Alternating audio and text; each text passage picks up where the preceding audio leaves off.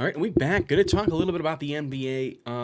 The day I'm recording this is the 16th. I don't think you're going to see this until after the play-in towards the playoffs. However, we're not talking about. I'm literally about to hiccup. Excuse me. We're not talking about the playoffs. We're talking about contracts. I want to talk about the 5 worst and the 5 best contracts from this NBA season. Now, this doesn't mean contracts that were signed this past offseason that started this season. Some of those will be that, but some of these are contracts that a lot of it is just the value on the contract. So an example of a contract, if a guy averages 30 points a game, but he's signed to a $5 million deal contract, he's going to have a great value. There's nobody in the league that does that. You get the point though. To me, the 5th best, Austin Reeves, right? 20 points, 6 assists, 5 rebounds a game. The big 3, making only $13 million. He's obviously a standout next to Los Angeles Stars, LeBron and Luka, and he's not on the same category, but he's got a great deal, right? He'll make about $14 million next year, $15 million player option in 26-27. He will decline that if he continues his play of this season. He's going to have a bidding war for his services from teams outside of LA for his next contract. But at the end of the day, Austin Reeves has been awesome, right? He's been a great third star, a great safety valve for both of them, and a great second option when one of them comes off the floor. And he's shown that he can be the number 1 option in spurts. Staying in LA, but going down the road, we're going to the Intuit Dome, home of the Los Angeles Clippers. Ivica Zubac making less than $12 million this season, 17 points, 13 rebounds, and a block a game. He is awesome. He was vital to their run this season. At the very beginning of this season, I thought the Clippers were going to be an 8 seed. He was a big part of it. I did not expect them to be as good as they were, and I expected them to fall off once I saw the return of Kawhi Leonard and his, not necessarily indifference, but his inability to be a true superstar. But this team is very much a parts are greater than the sum. The parts are add up to the sum. Some of their parts is better than the individuals. I think that's the word I'm looking for. I'm not entirely sure. However, he's been steady this season, giving them 20 games. Had his first triple-double last Wednesday against the Rockets.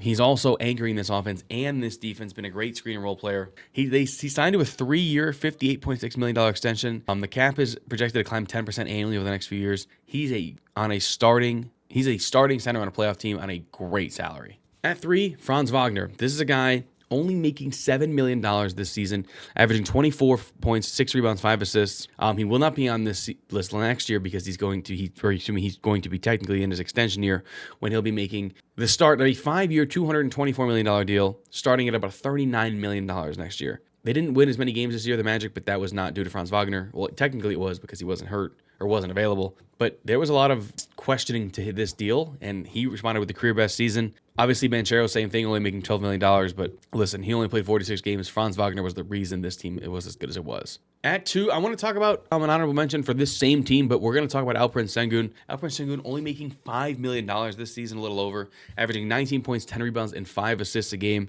He was an all-star for the Rockets. The Rockets are the 2 seed in the West. He did sign a 5-year, $185 million deal. He's going to make $34 million next season. He probably won't be on this list next year. And then, obviously, honorable mention, Amen Thompson. He's been awesome as a defender, athlete, a scorer, a playmaker, making a little bit less than $10 million.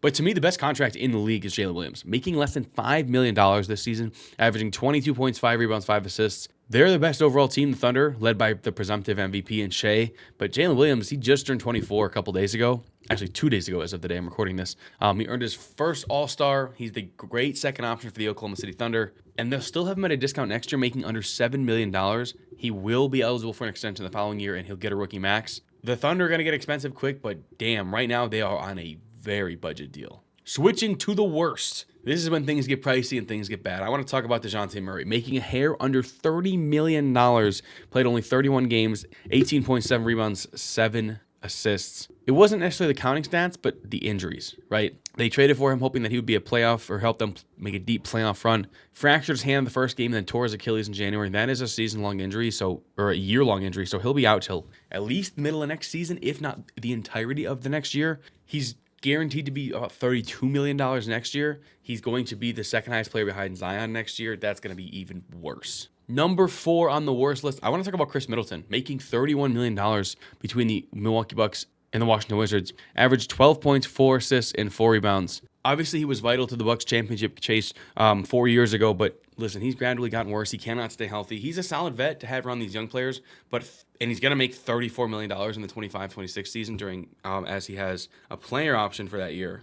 But $34 million for 12 points, averaging almost $3 million to every point. That's fucking insane. Shockingly, the person here isn't actually the worst on the list. Most people think he is. I want to talk about Bradley Beal. $50 million, a little over that. 17 points, 4 assists, 3 runs a game. Listen, if you compare his contract and his production to Austin Reeves, it's horrible. They're both number 3 options, but he's almost 4 times more expensive, and they didn't make the playoffs despite having the highest payroll. He's going to turn 32 before next season, and he's going to be at almost $54 million. And then in 26-27, a $57 million player option. He will pick that up. He also has a no trade clause. It's going to be almost impossible for Phoenix to relocate him because Bradley Beal can nix any deal. And the reason that he isn't number 2 and number 1 is because number 2 is bad and number 1 is even worse. Number 2, I want to talk about Joel Embiid and to a lesser extent Paul George. Joel Embiid making hair over $51 million. Only played in 19 games, averaged 24 points, 8 rebounds on 44% shooting. He only played in 39 games last year and 19 games this year because of knee injuries. He did average 35 points per game last year, more than 1 point per point scored per minute played. He only had 24 this year. His shooting efficiency went from 53 to 44, and he still has 4 years and $248 million left in the contract. Sixers can only hope that he stays healthy and gets better soon. And even worse, Paul George signed a 4-year, $212 million contract, essentially. And he was injury prone, only played in 41 games, and his numbers were horrible. 16 points, 5 rebounds, 4 assists. If neither of them can return to form, the Sixers are fucked. But the worst contract this season is actually over. It was from the Brooklyn Nets. It was Ben Simmons, and to a lesser extent, Bojan Bogdanovic. But Ben Simmons, $39 million this season to play in 33 games, 6 points and 7 assists. He did take a buyout to join the Clippers, but he was earning way too much for the Nets, right? They obviously took on the contract from Philly in the James Harden trade. His production, even at that salary, was an eyesore. And then Bojan Bogdanovic, $19 million. He didn't score a single point, didn't play a single game for the Nets. Some bad contracts. There's some also honorable/dishonorable mentions. Obviously, PJ Tucker, $12 million to do absolutely nothing. He was on the Clippers, then he was traded to the Jazz, and he was traded to the Raptors, and he was $12 million on their cap. He did sign with the Knicks. And then the opposite side is Kobe White, man. Kobe White, if the Bulls had a better record, he would have probably been up there. They were in the play and they actually lost today. But 20 points, 5 assists on a $12 million salary. That's a hell of a steal. And then Malik Beasley, same thing, only on a 1-year, $6 million deal. 16 points on 42% from deep. If you wanted to put either of those guys in the top 5 over Austin Reeves or anybody else, wouldn't shock you. But yeah, just wanted to talk about some of the best contracts, highlight some of the guys that have really balled out. And yeah, let me know who you think has the best contract in the NBA. Make sure to comment down below. And like and subscribe, but most importantly, YouTube thinks that you're going to like this video. Find out if they're right.